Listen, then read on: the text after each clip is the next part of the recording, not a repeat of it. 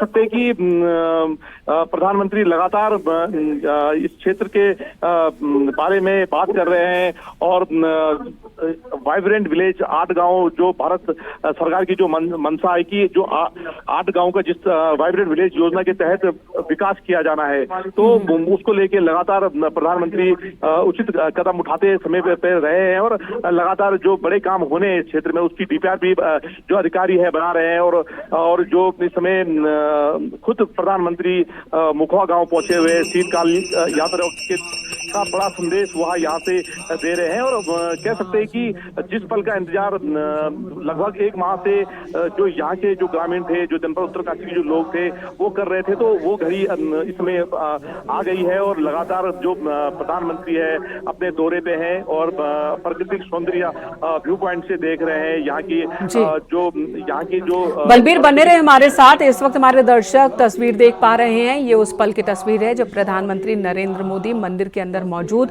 और पूजा अर्चना कर रहे थे। मां गंगा की उन्होंने पूजा अर्चना की, मां गंगा की आरती उतारी प्रधानमंत्री। उसके बाद पूजा अर्चना करने के बाद मंदिर से बाहर निकले और फिर सूर्य देवता को नमन करते हुए प्रधानमंत्री इस वक्त नजर आ रहे हैं। ये कुछ पल पहले की तस्वीर है जब प्रधानमंत्री ने पूजा अर्चना की और देखिए कितनी खूबसूरत ये तस्वीर है। और यहाँ पर प्रधानमंत्री को देखने के लिए आसपास के गांव के लोग भी इकट्ठा हैं। इनके लिए बहुत ही महत्वपूर्ण और अहम पल आप कह सकते हैं कि खुद प्रधानमंत्री नरेंद्र मोदी यहाँ पर मौजूद हैं। और पूजा अर्चना के बाद उन्होंने जो लोग वहाँ पर मौजूद थे हाथ हिलाकर उनके अभिवादन को स्वीकार किया। व्यू पॉइंट पर इस वक्त मौजूद हैं जहाँ से खूबसूरती को निहार रहे हैं प्रधानमंत्री। पूरे मुखबा की खूबसूरती, प्राकृतिक तौर पर बहुत ही सुंदर ये जगह जहाँ पर प्रधानमंत्री मौजूद हैं। और उत्तराखंड के लोगों को, खासकर मुखबा और आसपास के लोगों को ये उम्मीद है कि अब जब प्रधानमंत्री यहाँ आए हैं तो शीतकालीन गद्दी स्थल पर भी सैलानियों की संख्या बढ़ेगी, श्रद्धालुओं की संख्या बढ़ेगी, शीत यात्रा का प्रचलन बढ़ेगा। प्रधानमंत्री की मौजूदगी से एक बदलाव आ जाता है। जिस तरह से 4 धाम यात्रा, केदारनाथ धाम यात्रा, बद्रीनाथ धाम यात्रा के दर्शनों के लिए श्रद्धालुओं की संख्या में हर साल इजाफा देखने को मिलता है। पीएम मोदी के इन जगहों पर पहुंचने के बाद से श्रद्धालुओं की संख्या में ज्यादा बढ़ोतरी देखी गई है। तो यही उम्मीद स्थानीय लोगों को है, प्रशासन को भी है कि प्रधानमंत्री मुखबा पहुंचे हैं तो इसका एक असर ये भी होगा कि श्रद्धालुओं की दिलचस्पी, आकर्षण शीतकालीन यात्रा के दौरान भी बढ़ जाएगा और इससे यहाँ पर आर्थिक तौर पर भी फायदा मिलेगा, लोगों की पहुंच बढ़ेगी और सहूलियत और विकास के काम भी और ज्यादा हो सकेंगे। प्रधानमंत्री नरेंद्र मोदी पूजा करके मंदिर से बाहर निकल चुके हैं और व्यू पॉइंट से नजारा लेते हुए, और जैसा कि हमारे सहयोगी ने बताया कि वाइब्रेंट विलेज में शामिल किया गया है इस जगह को, तो यहाँ पर विकास के कई और काम हो सकते हैं। प्राकृतिक खूबसूरती को बचाते हुए किस तरह से डेवलप किया जाए पूरे इलाके को, इस पर चर्चा हो रही होगी। और बलबीर का रुख एक बार फिर से कर लेते हैं। बलबीर, वाइब्रेंट विलेज के तौर पर इस पूरे एरिया को चिन्हित किया गया है, तो कौन कौन से काम आने वाले दिनों में देखने को मिल सकते हैं और मां गंगा की डोली मुखबा से कब रवाना होगी?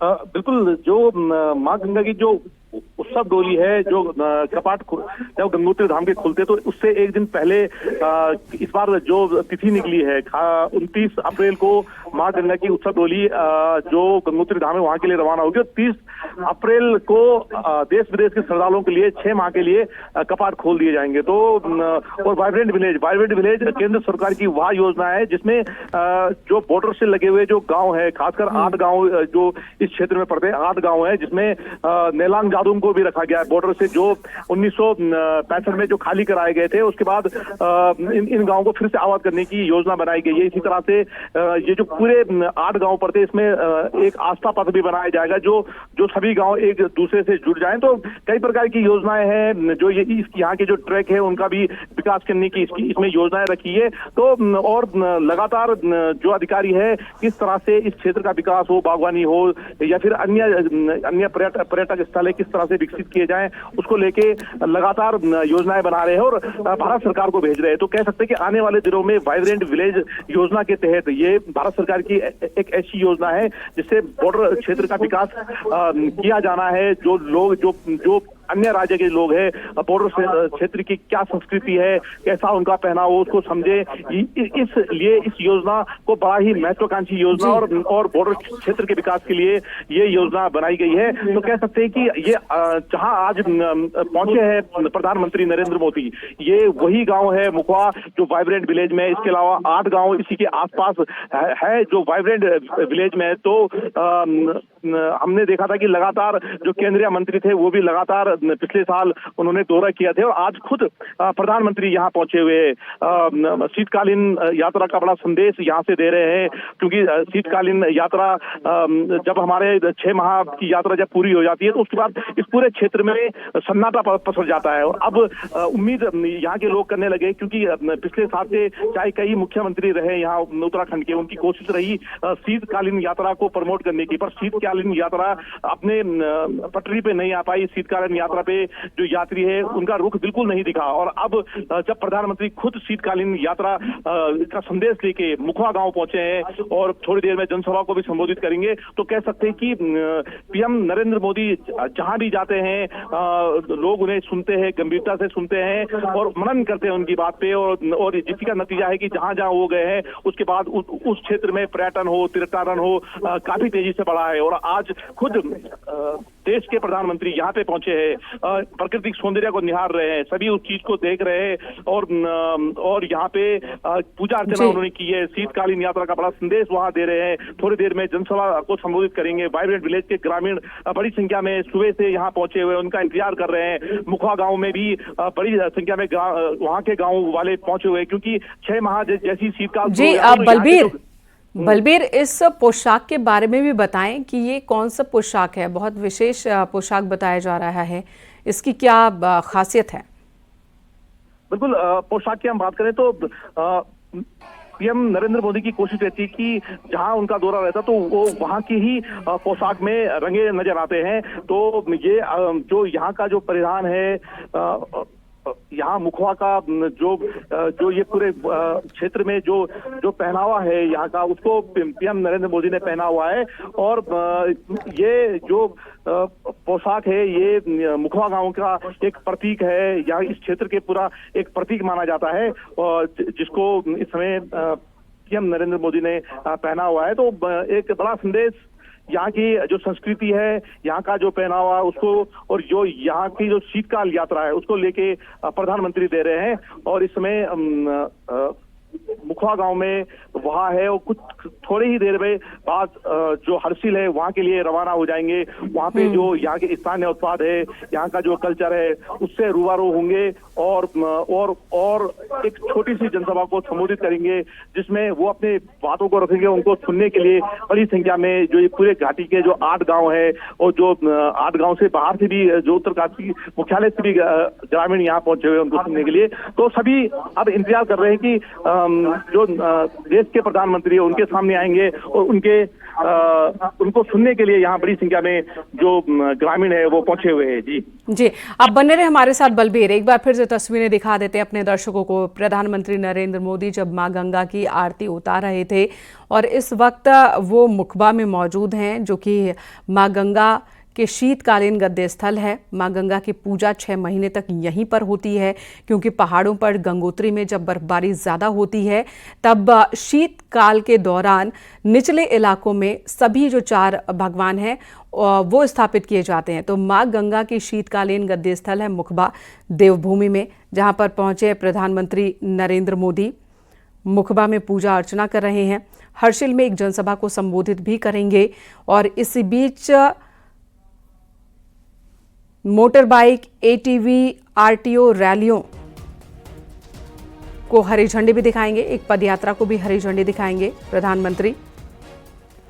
प्रधानमंत्री नरेंद्र मोदी की मौजूदगी अपने आप में बहुत ही महत्वपूर्ण हो जाती है।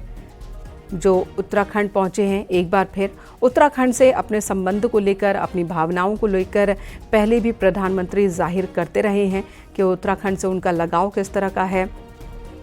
हर्षिल में प्रधानमंत्री को सुनने के लिए बड़ी संख्या में लोग मौजूद हैं। आज एक जनसभा को भी संबोधित करेंगे प्रधानमंत्री। और देखिए, पूरे मंदिर परिसर को सजाया गया है, संवारा गया है। प्रधानमंत्री के आगमन को लेकर विशेष तैयारी की गई है। हर्षिल और मुखबा के दौरे पर प्रधानमंत्री नरेंद्र मोदी हैं और जैसा कि हमारे सहयोगी बता रहे थे कि प्रधानमंत्री जब भी जहां जाते हैं और जो बोलते हैं सबकी निगाह उस बात पर होती है, प्रधानमंत्री क्या कह रहे हैं सब ध्यान से सुनते हैं और बहुत उनकी बातों को फॉलो भी करते हैं। समुद्र तल से 8000 फीट की ऊंचाई पर है मुखबा, जहां इस वक्त प्रधानमंत्री मौजूद हैं। बलबीर, आज प्रधानमंत्री जब बोलेंगे तो मुखबा और आसपास के लोग जो वहां इकट्ठा हैं वो क्या सुनना चाहते हैं?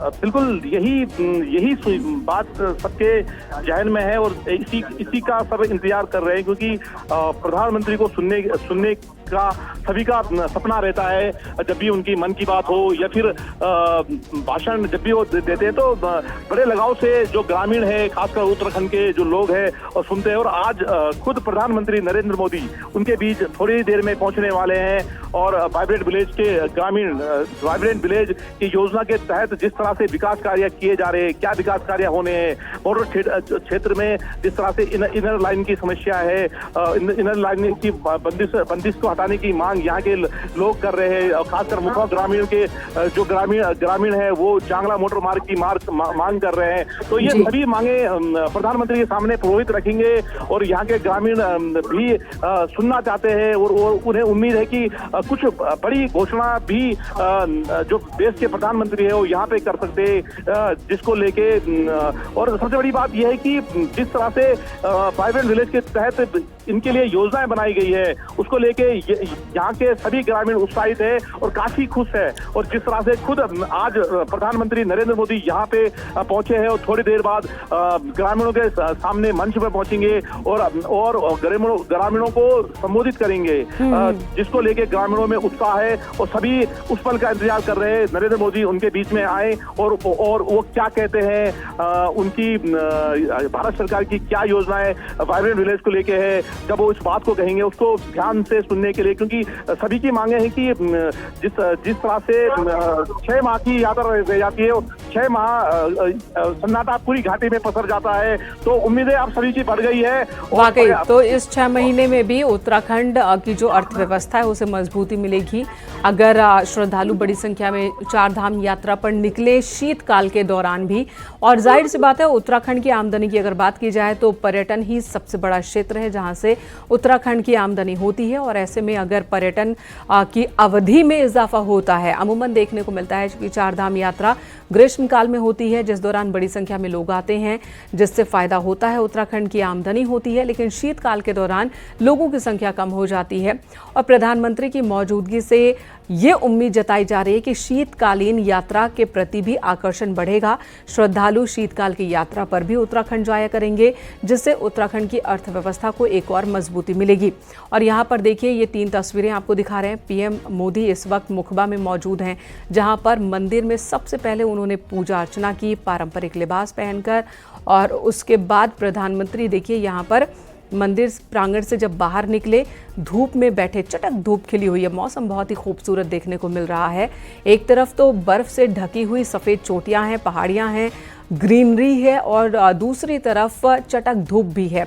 खिली हुई धूप में प्रधानमंत्री ने सबसे पहले एक प्रदर्शनी का अवलोकन किया, फिर व्यू पॉइंट पर पहुंचे और वहां से प्रकृति के नज़ारे का लुत्फ उठाते हुए प्रधानमंत्री दूरबीन से इस खूबसूरत तस्वीरों को देखते हुए, और यहीं पर बड़ी संख्या में लोग मौजूद हैं जो प्रधानमंत्री को देखने के लिए यहाँ पर आए हैं, मंदिर में पूजा अर्चना के लिए भी आए हैं, वो भी ठहर गए हैं प्रधानमंत्री को देखने के लिए। प्रधानमंत्री का सभी ने स्वागत किया, हाथ जोड़कर, हाथ हिलाकर। तो प्रधानमंत्री ने भी उनके अभिनंदन का जवाब दिया है। थोड़ी देर में मुखबा पहुंचेंगे प्रधानमंत्री, जहां पर हर्षिल, जहां पर वो एक जनसभा को संबोधित करेंगे। कई और कार्यक्रम भी है। बलबीर हमारे सहयोगी हमारे साथ मौजूद हैं। बलबीर, प्रधानमंत्री पहले भी उत्तराखंड से अपने लगाव का जिक्र कर चुके हैं। उत्तराखंड के लिए ये सदी बहुत ही खूबसूरत सदी है और ये सदी उत्तराखंड के नाम कर चुके हैं। आज प्रधानमंत्री यहाँ मौजूद है तो जाहिर सी बात है लोगों का उत्साह बहुत ज्यादा है। एक और सवाल, आज जो पदयात्रा जिसके हरी झंडी दिखानी है, वो पदयात्रा किस उद्देश्य से है? बिल्कुल, जो उद्देश्य साफ है कि जो वाइब्रेंट विलेज में जो पर्यटक स्थल पड़ते हैं, जो ट्रैक पड़ते हैं, वहां पे जो साहसिक गतिविधियां हैं उसको बढ़ावा मिल सके, जिसके लिए ही जो सेना की बाइक रैली निकलेगी। और इसके अलावा जो 2 टीमें हैं, जनकताल जो अब तक नक्शे में नहीं है, उसको बढ़ावा देने के लिए भी हरी झंडी ट्रैकरों को दी जाएगी। तो कह सकते हैं कि इस पूरे क्षेत्र में जो जो संभावनाएं हैं उसको बढ़ावा देने के लिए वाइब्रेंट विलेज योजना बनाई गई है, और उसी को आगे बढ़ाते हुए जो खुद देश के प्रधानमंत्री है हरी झंडी दिखा के जो टीमें हैं उनको रवाना करेंगे। तो उद्देश्य साफ है कि किसी तरह से जो पर्यटक है, जो साहसिक पर्यटन हो, तीर्थाटन हो, वो सभी बढ़े, और जो बॉर्डर की जो संस्कृति है, भारत चीन सीमा से जुड़े हुए जो गांव है उनका विकास हो, और जो अन्य राज्य के लोग हैं वो बिल्कुल बलबीर, आपसे आगे